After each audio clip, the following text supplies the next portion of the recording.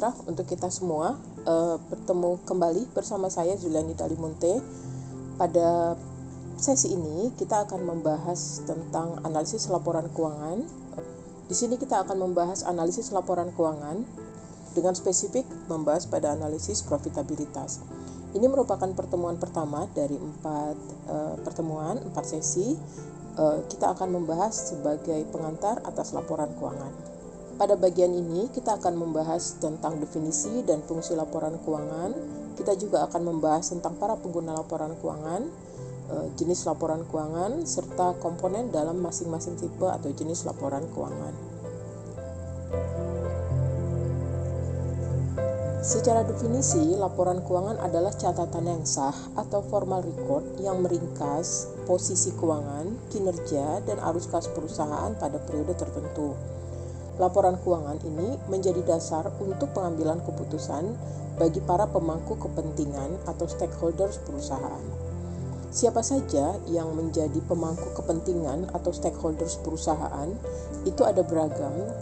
Stakeholders pertama adalah pemegang saham, berikutnya nanti ada manajemen, kemudian ada kreditor, kemudian ada regulator yang akan membuat aturan atau authority, kemudian masyarakat, konsumen, karyawan, dan pemasok juga seringkali merupakan pengguna dari laporan keuangan.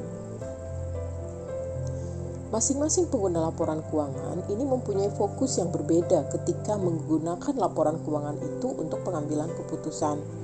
Pertama kita bahas tentang pemegang saham sebagai atau shareholders sebagai pengguna laporan keuangan yang paling penting.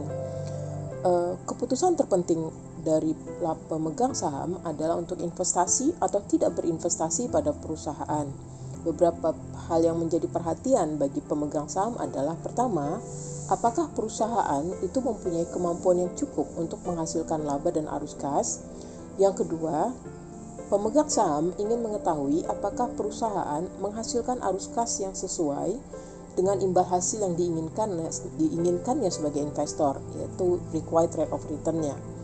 Berikutnya, pemegang saham juga concern terhadap bagaimana risiko yang dihadapi untuk berinvestasi pada perusahaan tersebut atau merupakan risk assessment. Selanjutnya, pemegang saham akan menggunakan laporan keuangan untuk membandingkan apakah berinvestasi pada perusahaan atau pada perusahaan yang lain. Artinya, ada fungsi comparison yang disediakan oleh laporan keuangan. Stakeholders berikut yang banyak menggunakan laporan keuangan perusahaan adalah kreditor. Keputusan penting bagi kreditor adalah apakah akan memberi kredit atau tidak bagi perusahaan.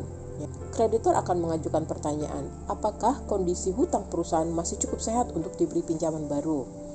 Kreditor juga akan bertanya, apakah kemampuan perusahaan untuk menghasilkan laba cukup baik untuk membayar bunga dan pokok pinjaman ketika jatuh tempo?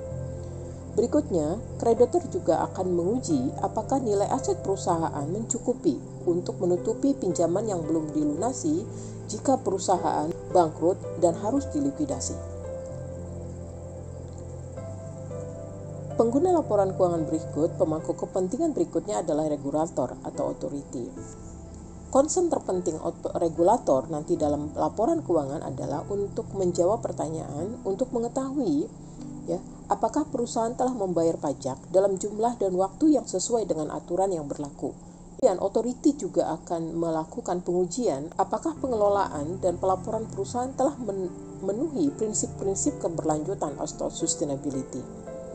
Kemudian pada beberapa kasus seperti bank, authority juga ingin mengetahui apakah perusahaan telah mengambil risiko yang berlebihan dan berpotensi berbahaya bagi ekonomi secara menyeluruh.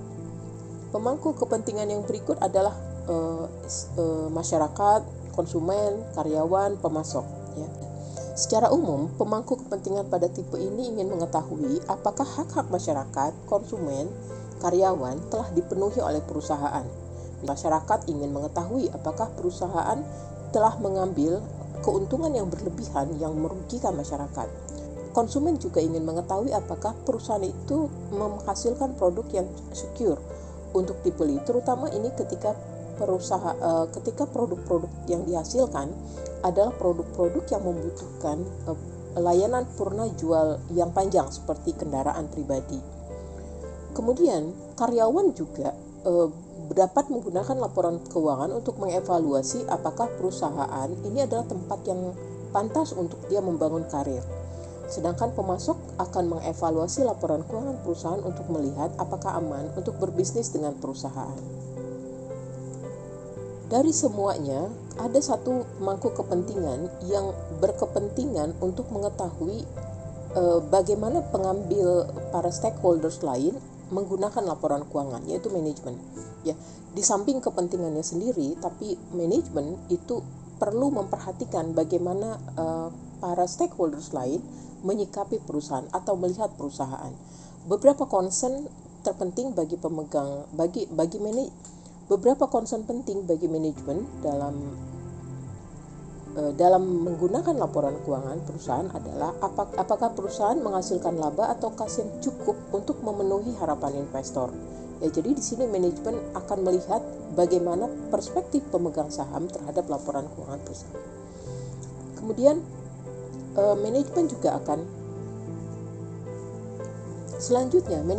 akan ingin mengetahui apakah laba perusahaan memenuhi harapan investor sehingga manajemen bisa mendapatkan kompensasi yang diharapkan, ya, dalam bentuk remunerasi maupun bonus yang bisa dia terima. Manajemen juga mengevaluasi laporan keuangannya untuk melihat apakah pemenuhan aturan-aturan perpajakan dan aturan lain telah berlaku. Artinya di sini manajemen harus concern pada perspektif dari pemerintah, ya. Selanjutnya juga concern konsumen, masyarakat, karyawan dan pemasok juga perlu menjadi perhatian manajemen. Sekarang kita membahas tentang jenis laporan keuangan. Ada 3 jenis atau tipe atau bentuk saya kira ya laporan keuangan perusahaan. Yang pertama adalah laporan posisi keuangan, statement of financial position, atau sering juga disebut neraca atau balance sheet. Yang kedua, laporan laba rugi, income statement, dan ketiga, laporan arus kas. Neraca adalah laporan yang menyajikan posisi aktiva atau aset, kewajiban atau liabilities, dan ekuitas equity perusahaan pada waktu tertentu, pada one point of time, biasanya 31 Desember. Laporan yang kedua adalah laporan laba rugi. Laporan laba rugi ini menyajikan akumulasi pendapatan atau revenue, biaya, dan laba perusahaan selama periode waktu tertentu. Jadi artinya ini data periodik dan biasanya 1 tahun. Yang ketiga adalah laporan arus kas yang menyajikan bagaimana penerimaan dan pengeluaran kas perusahaan selama periode tertentu, biasanya 1 tahun. Arus kas ini terdiri atas arus kas dari kegiatan operasi, arus kas dari kegiatan investasi, dan arus kas dari aktivitas pendanaan atau financing. Berikutnya kita akan membahas tentang komponen di laporan keuangan. Ya. Itu terdapat 3 komponen dari neraca, yaitu aset, kewajiban, dan ekuitas. Aset merupakan sumber daya yang dapat menghasilkan arus kas perusahaan, sementara kewajiban dan ekuitas merupakan sumber dana dari mana aset itu didanain. Aset kita dapat bagi menjadi 4 kelompok utama, yaitu aset lancar, aset tetap, aset tidak berwujud, dan investasi jangka panjang. Aset lancar ini merupakan kas atau aset lain yang manfaatnya kurang dari 1 tahun. Sementara aset tetap adalah aset yang manfaatnya lebih dari 1 tahun. Artinya, aset ini akan menghasilkan kas bagi perusahaan ketika diutilisasi. Contoh aset tetap adalah bangunan, tanah, pabrik, mesin, dan seterusnya. Kelompok ketiga adalah aset tidak berwujud. Ini adalah jenis aset yang sifatnya intangible seperti merek dagang, paten, goodwill. Ya. Aset ini nanti dicatat sebagai cost. Berikutnya adalah investasi jangka panjang. Ini adalah aset tetap yang tidak digunakan secara langsung untuk kegiatan operasional perusahaan. Ya, di mana kewajiban? Ya, sisi kedua neraca adalah kewajiban dan ekuitas, di mana kewajiban terdiri atas kewajiban lancar dan kewajiban jangka panjang. Kewajiban lancar adalah kewajiban yang jatuhnya temponya kurang dari 1 tahun, misalnya hutang dagang, hutang gaji, hutang pajak, Sedangkan kewajiban jangka panjang adalah kewajiban yang jatuh tempo lebih dari 1 tahun, seperti utang bank, jangka panjang, obligasi, sukuk, dan seterusnya. Kemudian komponen berikut dari sisi pendanaan perusahaan adalah ekuitas ya. Ekuitas itu terdiri nanti dari saham biasa, saham preferen, kalau di Indonesia ada saham dwiwarna, dan nanti ada kepentingan non pengendali. Tapi di sini kita akan lebih fokus kepada 3 yang saja. Di sini kita akan lebih fokus pada saham biasa saja yang terdiri dari modal dasar ya. Nanti ada agio saham, kemudian ada saham dibeli kembali kadangkala ada, dan yang penting nanti di dalamnya ada laba ditahan. Tipe laporan keuangan berikut kedua adalah laporan laba rugi. Laporan laba rugi ini menyajikan revenue perusahaan sampai menjadi laba. Ya, jadi revenue dikurangi harga pokok atau COGS itu menjadi laba kotor. Kemudian dikurangi biaya operasi, kemudian itu menjadi disebut laba operasi. Kemudian dikurangi biaya bunga, maka dia menjadi laba sebelum pajak. Kemudian dikurangi pajak, maka dia menjadi laba bersih.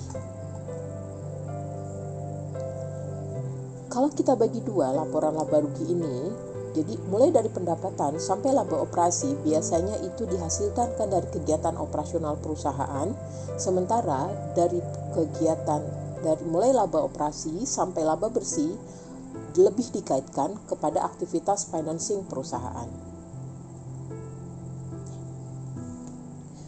Berikutnya adalah laporan arus kas. Laporan arus kas itu terdiri nanti dari kegiatan operasi, yang ini terdiri dari laba bersih tambah penyusutan dan perubahan modal kerja.